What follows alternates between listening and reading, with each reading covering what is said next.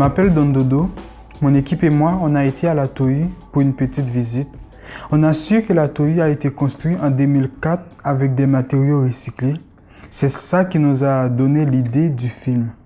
Ils ont utilisé les anciens manèges de la Honde pour faire les escaliers et des poutres d'une ancienne usine pour réparer le plafond. À l'extérieur de la Tohu, il y a un oiseau fait avec une bonbonne de propane et d'autres sculptures faites à partir des matériaux recyclés.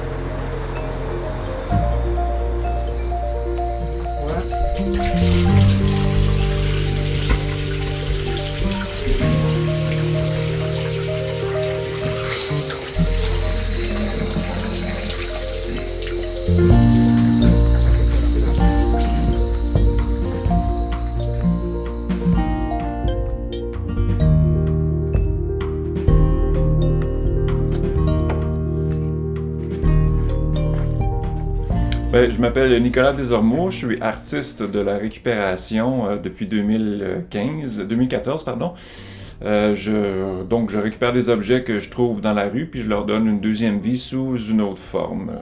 Quand on met un objet dans un bac de recyclage, le camion vient le chercher, ça prend du gaz pour aller le chercher, ça prend de l'énergie pour faire fondre la bouteille de plastique. Après ça, ça prend de l'énergie pour refaire une nouvelle bouteille de plastique.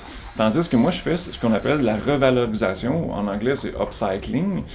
Puis c'est quand tu prends un objet, puis on fait juste changer la fonction de l'objet.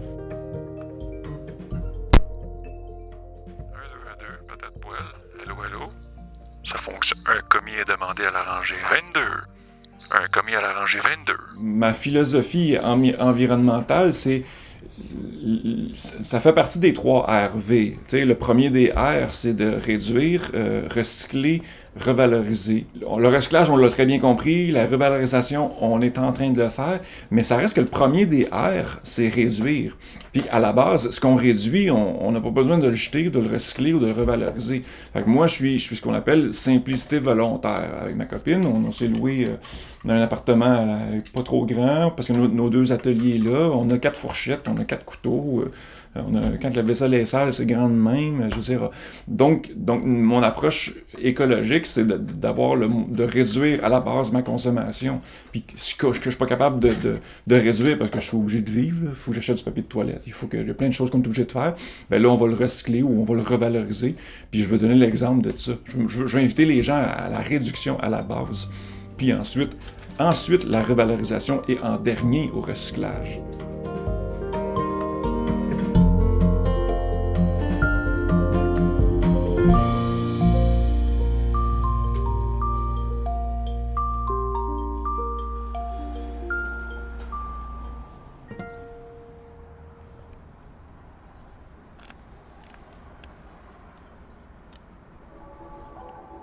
Ce qui m'a inspiré, c'est quand je viens ici, je vois la situation qu'on vit, puis par rapport à la situation en Haïti.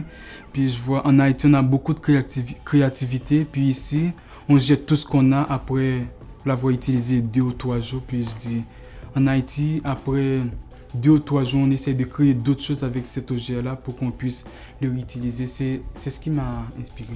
C'est juste que quand on veut quelque chose en Haïti, il faut l'acheter. Et si on n'a pas de moyens, on essaye de le créer nous-mêmes. Puis ça va nous aider. Au lieu d'aller dépenser, on fait juste économiser notre argent. Quand je vois une bouteille de plastique dans un bac recyclage, pour moi c'est une richesse parce que cette bouteille-là, je vais le réutiliser pour faire un objet que je puisse m'en servir après. Et dans 10-20 ans, je me vois comme un collectionneur parce que je vais avoir mes propres choses comme... Je vais changer tout ce que j'ai. Je vais décorer la télévision, je vais l'ouvrir pour le mettre à ma façon. Je vais être un collectionneur. Chez moi, il va y avoir beaucoup d'œuvres que j'ai créées.